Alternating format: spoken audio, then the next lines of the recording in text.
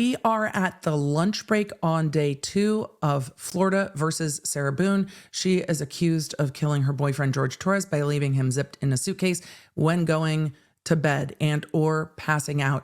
The state is almost done with their case. It seems that they have one witness left, their lead investigator. At the morning, I had suspected that they were going to end with their lead investigator, and it seems that that's exactly what they're going to be doing. They're going to be playing the entirety of the 3-hour interview with Sarah Boone, and that will be the close of the state's evidence either later today or early tomorrow, meaning Sarah Boone should be on the stand tomorrow at some point. So this trial went from a 3-week qualified trial to a very normal, like 4 or 5 day trial. So it's just moved along. The state has put in almost all of their evidence. They played the videos Sarah took of her phone with George begging that he could not breathe in the suitcase. It's chilling to hear it in Sarah's own words. You can hear the panic level rising in the victim, George Torres, and you can hear Sarah just being like, "That's my name. Don't wear it out. You should shut the fuck up then." It is incredibly cold. And when we were looking at a second-degree murder, that is not a premeditated murder.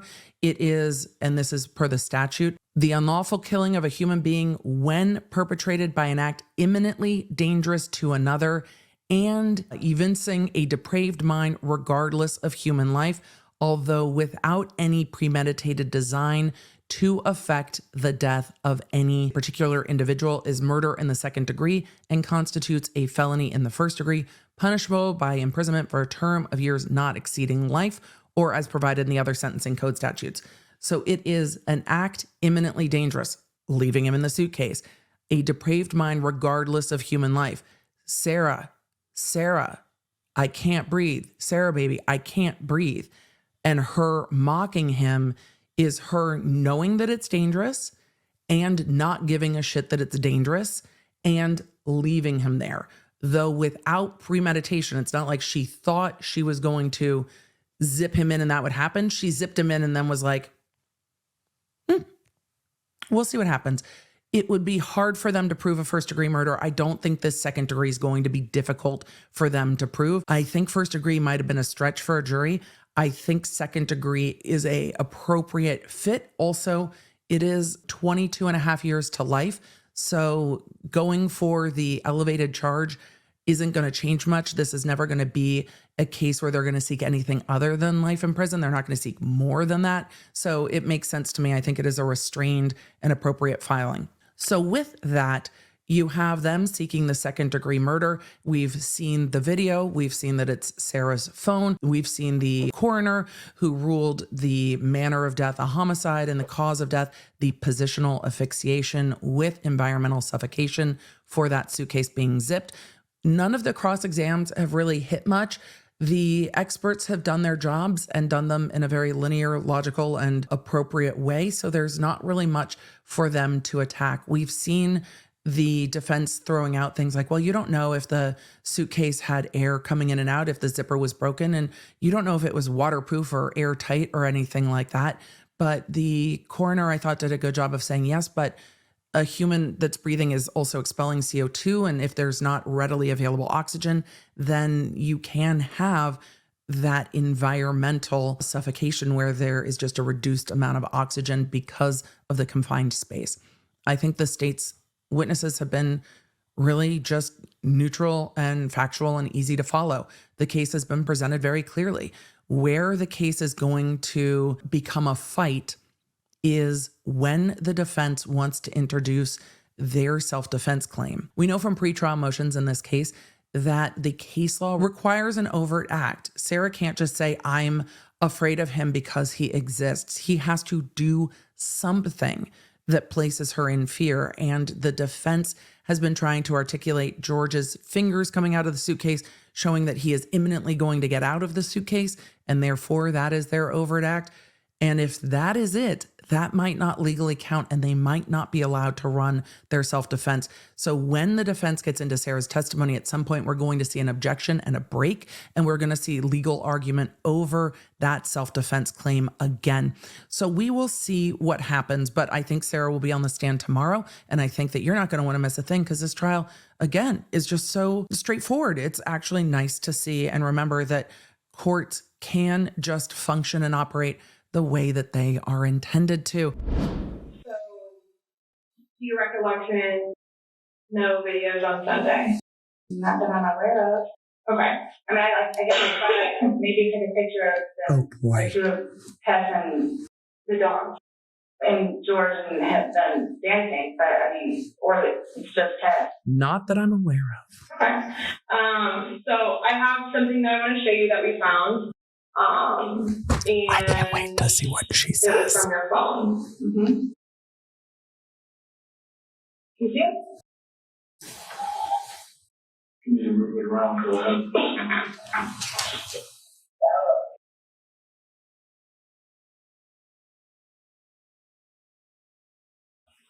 No, I don't remember that. For everything you've done to me. For everything you've done to me. Your battery's all flash. Oh, okay. She goes, your screen is turned black. Not what the fuck is this? Your screen is turned black. No, I was just simply asking because you had a look on your face when she asked you if you've ever done that before. You looked kind of shocked. No. Okay, but why did you say it like that? I don't think you all understand who I am. Well, tell me. I mean, I've always been a straight-A student. I am an outstanding mother to my son. I excel at everything. Including hide and go seek. I need to back up. I'm buffering in real time. Y'all don't understand who I am. Okay, ma'am. Tell me one more time. If you've ever done that before, you look kind of shocked. No. Okay, but why did you say it like that? I don't think you all understand who I am. Well, tell me. I mean, I've always been a straight-A student. I am an outstanding mother to my son. I excel at everything. I excel at everything. I would not do that. I'm a straight-A student. Ma'am, you're in your 40s. I excel at everything. I would never do that to George. You did. Not intentionally. Know that. I don't. Know that. You got up and you went up to bed. Alcohol is a shitty thing. It's alcohol. Not, again, the reason that you killed him. You all, Please sit down. listen to me. Please sit. You all, listen. Did the detective just say, is that the reason that you killed him? I need to back up. Again. I would never do that to George. You did. Not intentionally.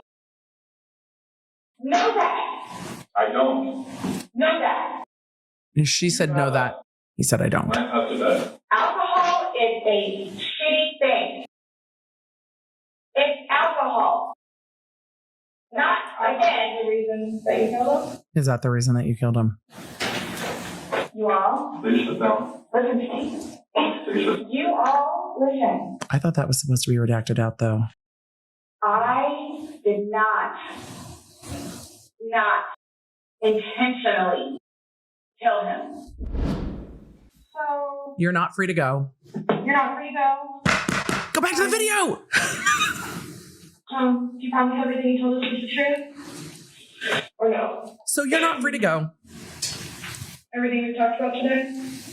Yes. What do you mean? He asked to swear. Remember I swore you yesterday on the audio recording? Go back. I just forgot, so you raised his hand to remind me to tell you. Okay. Do you promise and swear that everything we talked about today has been true and accurate to the best of your knowledge?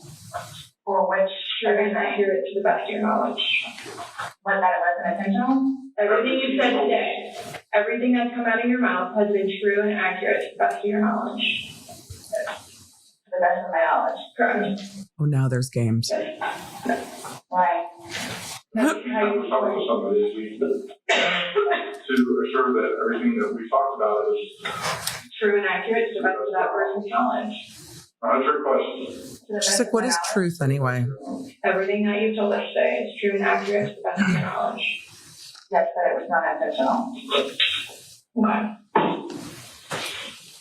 Give me a favor, stand up. All right, stand up. Hands behind your back. And you should turn around, face the wall. Put your hands behind your back. Do you have anything in your pockets that I should know about? Great.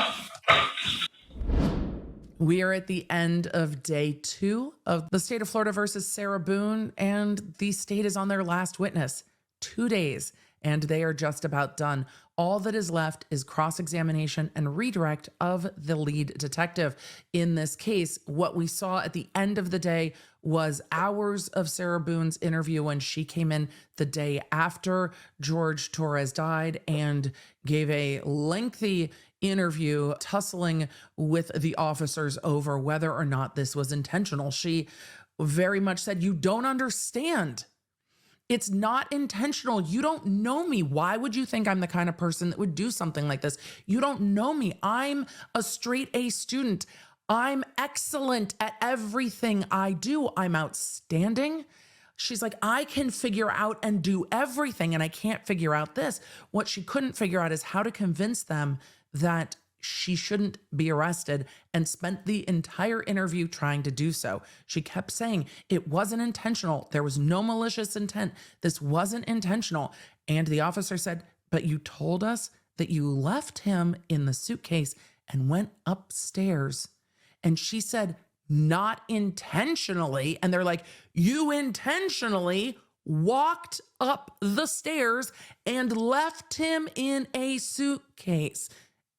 And then she said, "Why are you assuming that?" And the detectives are like, "Because that's what you've been telling us." So Sarah's own words and the video she took on her phone, which she said in that second interview she does not remember, is the bulk of the state's case. So after today, we heard from the coroner this morning, who explained the positional asphyxiation that caused the death of George Torres, combined with the environmental suffocation because there was not air easily and readily coming in and out of the suitcase because it was zipped. And we saw all of Sarah's statements to the police. We heard the first car interview on the 24th. We heard the interview in custody on the 25th.